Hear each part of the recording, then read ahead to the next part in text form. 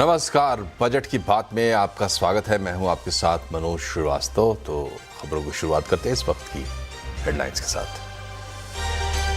Geopolitical उथल पुथल के बावजूद आर्थिक सर्वे में इकोनॉमी की अच्छी तस्वीर पेश। FY27 में जीडीपी ग्रोथ 6.8 से 7.2% रहने का अनुमान। जीएसटी कट, घरेलू मांग और सर्विस सेक्टर की मजबूती से सपोर्ट। मैन्युफैक्चरिंग और कैपिटल एक्सपेंडिचर में भी ग्रोथ को बूस्ट। इकोनॉमिक सर्वे में पीएसयूज में इफेक्टिव कंट्रोल के लिए हिस्सा 51% से कम करके 26% करने की सिफारिश। कंपनी एक्ट में पीएसयूज की परिभाषा बदलने पर विचार। स्वदेशी के लिए 3 टियर स्ट्रेटेजी का प्रस्ताव। आत्मनिर्भरता से अति आवश्यकता की तरफ बढ़ने की बात। इकोनॉमिक सर्वे में एफडीआई बढ़ाने के लिए प्रोएक्टिव रिफॉर्म की जरूरत पर जोर। देश को चाहिए एफआईआईज निवेश। यूएस के साथ इस साल ट्रेड डील होने की भी जताई गई उम्मीद। इकोनॉमिक सर्वे में सामने आया रोचक तथ्य। भारतीय बाजार में अब एफआईआईज से ज्यादा डीआईआईज की हिस्सेदारी। एफआईआईज की हिस्सेदारी 13 साल के निचले स्तर पर। ग्रोथ को कैसे मिलेगा दम, क्या होगी ग्लोबल चैलेंज थमने की टाइमलाइन, स्वदेशी में क्या है नया करने की जरूरत। सीएनबीसी आवाज पर देखिए मुख्य आर्थिक सलाहकार से एक्सक्लूसिव बात।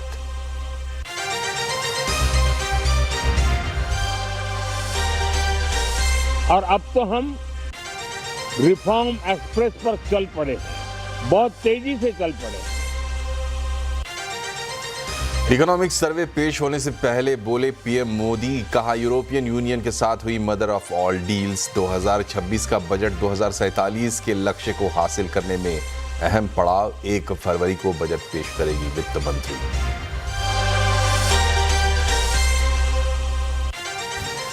तो आज इकोनॉमिक सर्वे पेश हुआ है और सबसे पहले बात इकोनॉमिक सर्वे की।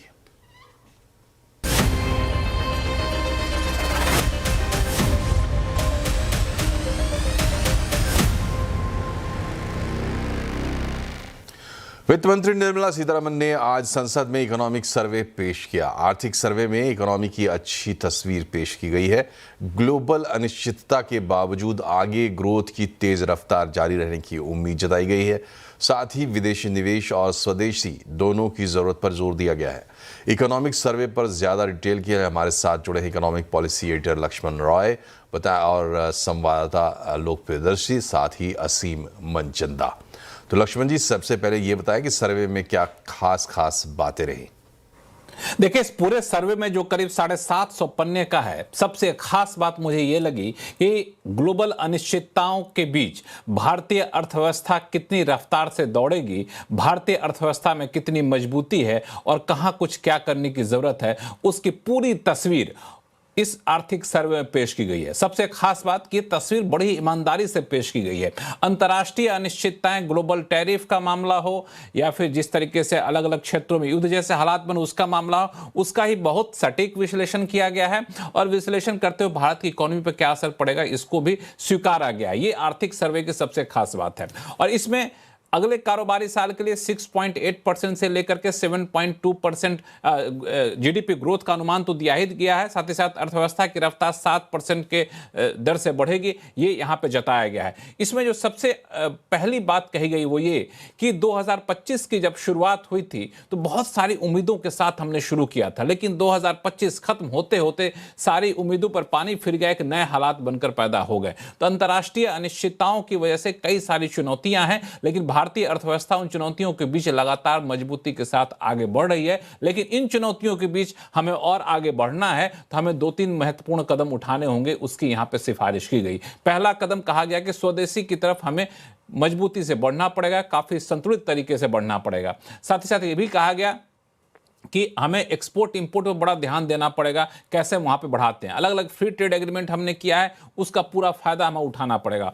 और मजबूती के संकेत अर्थव्यवस्था में मिल रहे हैं, इसके 3 ठोस प्रमाण दिए गए इकोनॉमिक सर्वे में। पहला ये कहा गया कि कंजम्पशन पे बड़ी चिंता होती थी, कंजम्पशन बढ़ेगा कि नहीं बढ़ेगा, एक्सपेंडिचर बढ़ेगा कि नहीं बढ़ेगा। तो कंजम्पशन एक्सपेंडिचर काफी ज्यादा तेजी से पकड़ चुका है, ये करीब पूरे जीडीपी का 61.5% से को पार कर चुका है। ये अपने आप में अच्छी बात है।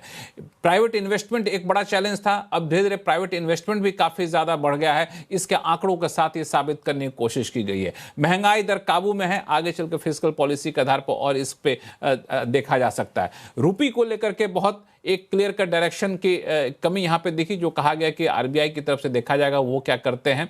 तो इस तरह से मुझे लगता है बड़ा ही बैलेंस आर्थिक सर्वे और बहुत सारे टेक अवे यहां से निकल कर आया। हालांकि इन सब के बीच में मनोज जी आपको बता दूं, चूंकि आप कई बार शो भी करते रहे हैं कंज्यूमर अड्डा में, मेंटल हेल्थ को लेकर के और ऑनलाइन गेमिंग को लेकर के, तो एक तरीके से फ्रांस वाली थ्योरी को सपोर्ट किया गया। फ्रांस का नाम तो नहीं लिया गया, लेकिन कहा गया कि एज तय कर दिया जाए कि बच्चे लोग हमेशा मोबाइल में पड़े रहते हैं और इंटरनेट में पड़े रहते हैं, उससे कैसे बचा जाए। तो शायद इस आर्थिक सर्वे के बाद कुछ सरकार की तरफ से भी एक कदम होता हुआ दिखे, इसकी उम्मीद की जानी चाहिए।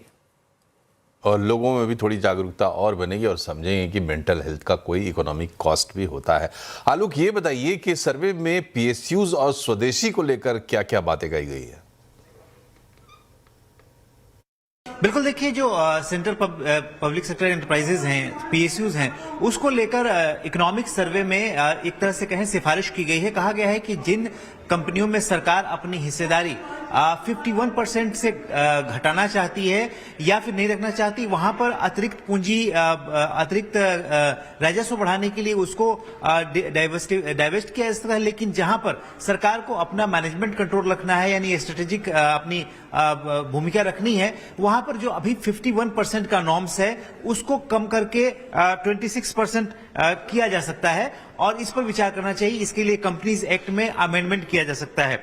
इसके अलावा जो भी सरकार को अगर लगता है कि कुछ पीएसयूज जो जहां पे उनकी हिस्सेदारी है और वो मार्केट में अच्छा कर रहे हैं, तो वहां पे उनको उनसे कह सकते हैं कि एक उसका विनिवेश के जरिए उसको वहां से आय का जरिया बनाया जा सकता है। तो ये खासतौर से जो सरकारी कंपनियां हैं उनको लेकर इकोनॉमिक सर्वे में कहा गया है। वही बात जो फोकस किया गया है स्वदेशी को लेकर, खासतौर से स्वदेशी पर काफी बल दिया गया है। कहा गया है कि इस हालात में स्वदेशी से हम आत्मनिर्भरता और आत्मनिर्भरता की बात की जा रही थी, उससे अब कहते हैं कि अति आवश्यकता की तरफ बढ़ने की जरूरत है। और इसी स्वदेशी के तहत 3 प्रोंज स्ट्रेटेजी यानी 3 टियर स्ट्रेटेजी बनाने की बात की गई है, जिसे कहा गया है कि आने वाले दिनों में मैन्युफैक्चरिंग बढ़ाया जा सकता है और मैन्युफैक्चरिंग का ग्रोथ हो सकता है। और हमारी इकोनॉमी का एक अहम हिस्सा कृषि, तो एग्री को लेकर इकोनॉमिक सर्वे क्या कहता है, बताइए असीम। आर्थिक सर्वे में हमें कृषि सेक्टर के लिए सराहना देखने को मिली। कृषि सेक्टर के सामने बहुत सारी चुनौतियां थी, लेकिन इन चुनौतियों के बावजूद इसमें ग्रोथ बरकरार रही, जिससे कि ग्रामीण क्षेत्रों को काफी मजबूती मिली। आर्थिक सर्वे में कहा गया कि पिछले 5 सालों के अंदर कृषि सेक्टर के अंदर 4.4% की ग्रोथ देखने को मिली। इतना ही नहीं, एक दशक के अंदर एग्रीकल्चर सेक्टर पूरी तरह से स्थिर रहा और इसमें ग्रोथ 4.45% के आसपास देखने को मिली।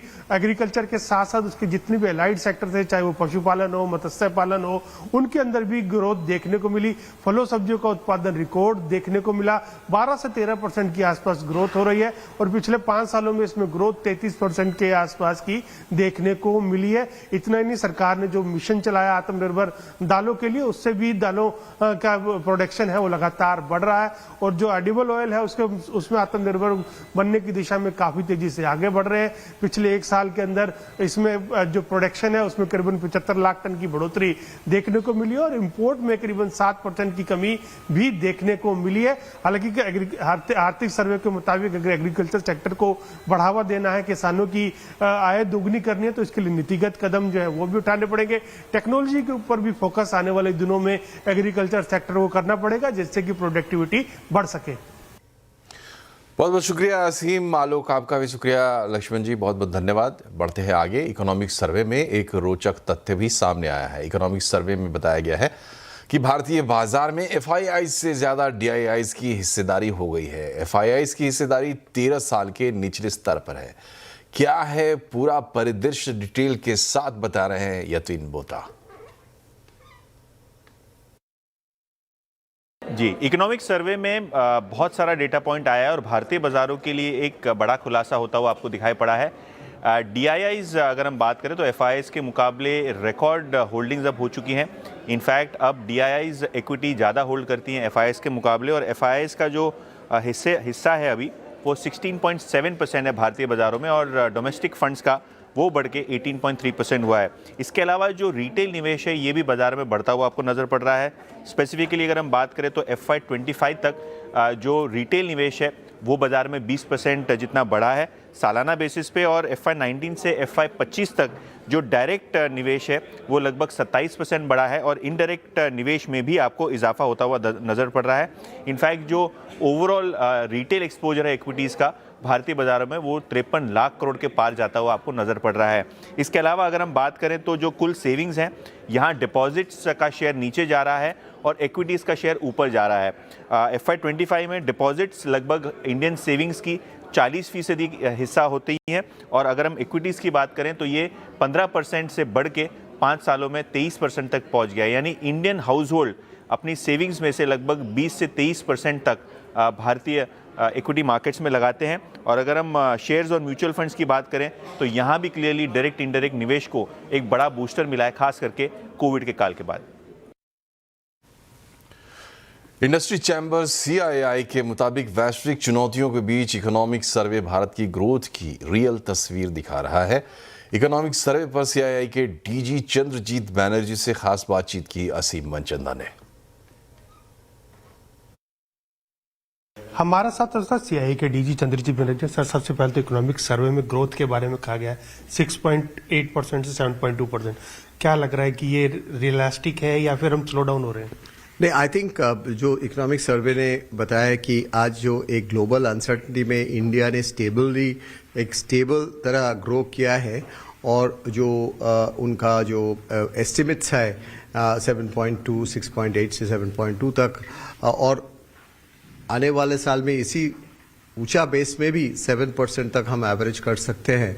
ये एक बहुत ही स्ट्रॉन्ग फोरकास्ट है और हमारी इकोनॉमी का एक स्टेबिलिटी दिखाते हैं। और जो टारगेट्स रखे हैं डेट टू GDP रेशियो का, ग्लाइड पाथ का, वो सब एक स्ट्रॉन्ग इकोनॉमी का एग्जाम्पल है। और हम जो देखे हैं कि अभी उनका उम्मीद है कि प्राइवेट सेक्टर और गवर्नमेंट और सिटीजन एक कोalition बन के काम करे ताकि हम आगे जा सके और एडवांटेज ले सके। उन्होंने काफ़ी कुछ प्रोडक्टिविटी का बारे में बात किए हैं, काफ़ी कुछ बात किए हैं कंपैरेटिवनेस के बारे में, मतलब कि कैसे हम फोकस रहे ईज ऑफ डूइंग बिजनेस में। और इसमें इकोनॉमिक सर्वे में एक पॉइंट तो काफ़ी क्लियरली आते हैं कि एक जो spot, very strong spot in the global map India बाहर आ रहे हैं। Obviously he has spoken a bit about the currency, but he's also mentioned that we need to keep focusing on exports to grow the GVCs, and we can navigate through that. Sir, आपने कहा कि private sector का investment अभी भी pickup नहीं कर रहा, तो आपको लगता है कि पिकअप करेगा आने वाले टाइम में? नहीं, इकोनॉमिक सर्वे में बताया गया है कि प्राइवेट सेक्टर का ग्रोथ एडिशंस हो रहे हैं, और एक्चुअली फैक्चुअली भी अगर आप देखें कि प्राइवेट सेक्टर ने एक्चुअली कैपेक्स ऐड कर रहा है काफ़ी टाइम से, साल के ऊपर से एक्चुअली। एंड ये ट्रेंड जो चेंज हुए हैं, ये चेंज दिखाते हैं कि इंडिया में तो डिमांड है और हमारे जो ग्लोबल अपॉर्चुनिटीज़ है वो भी काफ़ी स्ट्रांग हो रहा है। So private sector is actually expanding, and therefore what it says that private sector का जो competitiveness issues है उस पे AI etc. we also have to focus so that the private sector can actually play a very very strong role in the growth. अच्छा, deregulation के ऊपर भी focus करने के लिए बोला है, तो आपको लगता है कुछ ऐसे स्टेप्स उठाने चाहिए? मेरा ख्याल से एक दो चीज है, एक तो डीरेगुलेशन, और एक बात बहुत अच्छी तरह से बताया है कि ये जो बैलेंस हमको रखना है, ease of doing business, cost of doing business, logistics cost, इसके ऊपर हमारे फोकस रहना चाहिए लगातार। ये रहे हैं, लेकिन और भी तेज गति से रखना चाहिए, क्योंकि हम ग्लोबली इतना जुड़ रहे हैं। अपने कल ही हमने EU ट्रेड डील देखे हैं, तो बहुत अपॉर्चुनिटीज़ है। उसके लिए एक तो डीरेगुलेशंस के ज़रूरी है, फॉरेन कैपिटल अट्रैक्ट करने के लिए भी ज़रूरी है, स्टेट का एक बहुत ही बड़ा रोल है। और सेकेंडली उन्होंने बोला है कि हमको मैराथन और स्प्रिंट एक साथ करना है और मैराथन को ऐसे जाना चाहिए कि जैसे और पूरा मैराथन स्प्रिंट जैसे जाना चाहिए. So there is a lot to be done obviously because हम लोग जिस स्पॉट पे हैं उसका फायदा उठाने के लिए there is a need for greater momentum both from the state level as well as from the private sector industry level. Sir आखिरी सवाल currency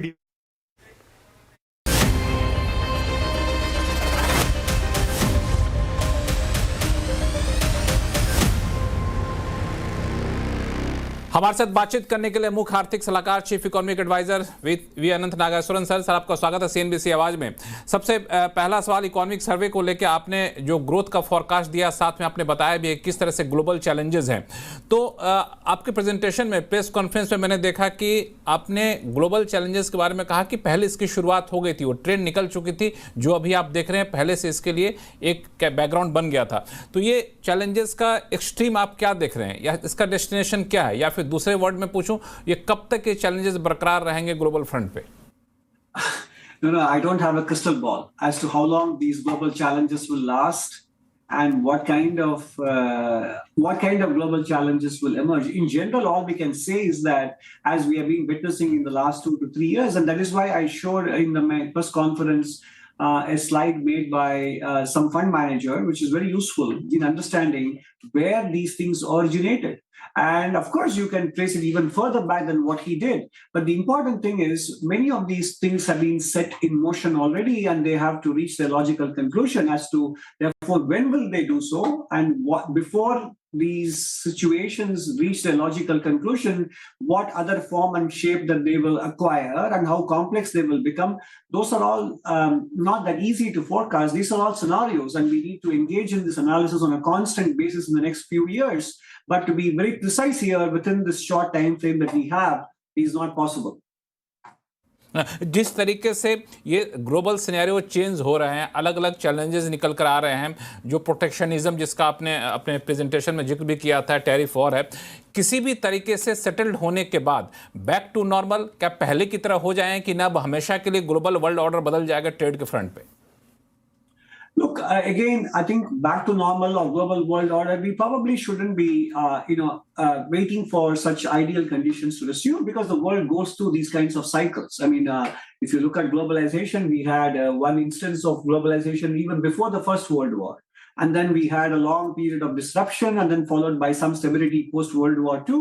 Even then, growth was very much driven by the governments. And then came 1980s when it went towards globalization, financial liberalization, etc. So these things come and go in cycles. So we can't wait for a return to familiar conditions that we have been used to in the last 30, 40 years. They're probably behind us, which is what we heard even from many national leaders in the latest World Economic Forum as well. We have to therefore learn to innovate and manage our priorities in the global context that prevails, not in the global context that we would prefer. इसमें हम लोग जो आपने steps बताए भी थे, recommendation भी दिए हैं अपने इकोनॉमिक सर्वे में, वह स्वदेशी को लेकर के काफ़ी स्टेप वाइज हमें बढ़ना होगा और काफ़ी बैलेंस्ड आपने अप्रोच यहाँ पे बताया था. स्वदेशी को लेकर पहले से कई सालों से हम लोग गवर्नमेंट फोकस यहाँ पे कर रही है. जो करंट सिनेरियो है उसके हिसाब से जो एग्जिस्टिंग स्वदेशी के जो तौर तरीके हैं, गवर्नमेंट पॉलिसीज़ हैं, वो इनफ है या फिर हमें कुछ और नया करने की ज़रूरत है? No, we are looking at the concept of Swadeshi as a philosophy, and we think it's important. Now, whether we are doing enough on Swadeshi policies or do we have to do more, that is the kind of detail which is not that easy to spell out at this point.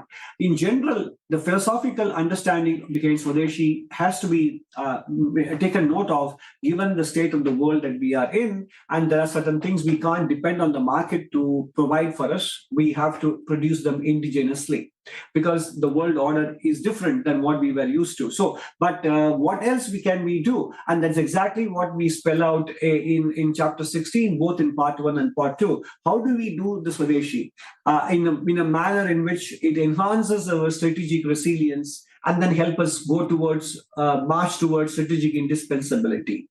That is what we are spelling out. And that is the best I can answer with respect to how we should be going about indigenizing or adopting the Swadeshi framework for our context. हम लोग अभी पिछले कुछ महीनों में कई सारे free trade agreement कर रहे हैं। करीब 8 कंट्री के साथ फ्री ट्रेड एग्रीमेंट किया है। वो 8 कंट्री जो है डेवलप्ड कंट्रीज़ हैं। जाहिर तौर पे हमारे लिए एक बड़ा मार्केट वहाँ पे मिल रहा होगा, लेकिन वो मार्केट के कंज्यूमर हाई प्राइस देने को तैयार होते हैं, लेकिन बड़ा ही क्वालिटी कॉन्शियस होते हैं। ऐसे में इंडियन मैन्युफैक्चरर, इंडियन एक्सपोर्टर वहाँ के मार्केट को कैप्चर कर पाएंगे, वो कितना ईजी आपको दिख रहा है? No, I think it's not easy, but that's what we have to strive towards. You are right. We have access to advanced country consumers, and they depend not just on, they are willing to pay a price for good quality.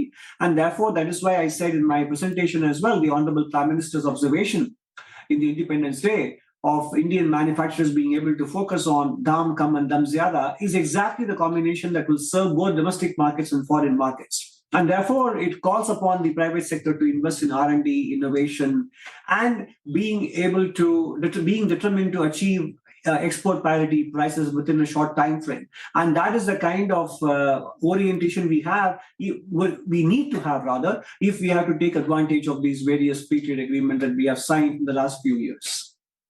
चूंकि मुझे पता है आपको back to back कई सारे interviews के लिए जाना है, टाइम आपके पास कम है। सेकंड लास्ट क्वेश्चन, अभी सबसे टॉक ऑफ द आवर जो है वो चल रहा है गोल्ड एंड सिल्वर के प्राइसेस। अचानक से बहुत सडन राइज देखने को मिल रहा है गोल्ड एंड प्राइसेस में, सिल्वर के प्राइसेस में। इसको आप लोग कैसे रीड कर रहे हैं इस चीज को, सिनेरियो को? I think I'm not exactly a commodity analyst. Therefore, it is difficult for me to give a certain rationale for, because nobody anticipated such a big increase within a short period.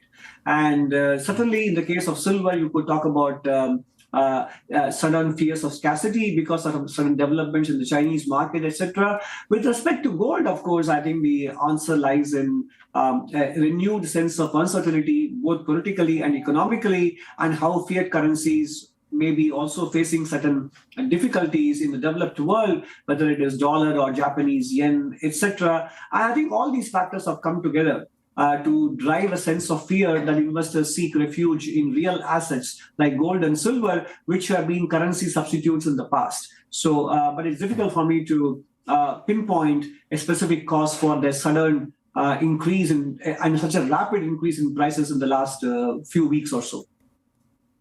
Last question, rupee depreciation को लेकर दो approach जो लोग बोल रहे हैं। एक है कि आर्टिफिशियली करेंसी को कंट्रोल करना ठीक नहीं होता है, उसको नेचुरल अपना स्टेज ले लेने दिया जाए। दूसरा अप्रोच यह है कि अभी जिस तरीके से एक्सपोर्टर्स को परेशानी हो रही थी ड्यू टू यूएस टैरिफ और बाकी ग्लोबल अनसर्टेनिटी की वजह से, तो रुपी डेप्रिसिएशन से एक्सपोर्टर्स को फायदा हो रहा है, इसीलिए हमें वहाँ पे कोई टच करने की, इंटरवेन करने की ज़रूरत नहीं है। आप किस अप्रोच को सपोर्ट करते हैं? No, I think in general it is good to leave it to the market forces, because today rupee depreciation, as I mentioned in the press conference and as we have returned in the survey, reflects the fact that capital flows have been a bit weaker. And as a capital importing country, when capital flows are weaker, it shows up in the currency. So, and I think resisting it is not necessary at this stage unless it becomes very counterproductive, and we are not there yet. So that's my response to your question. Thank you so much sir, CNBC आवाज के लिए time निकालने के लिए। Thank you.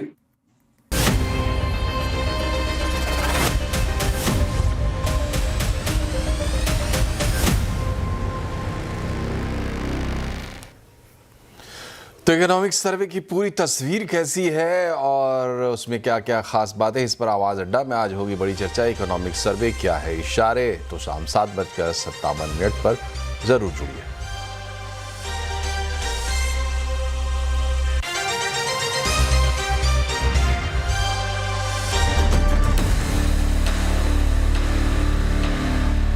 Mongia Steel presents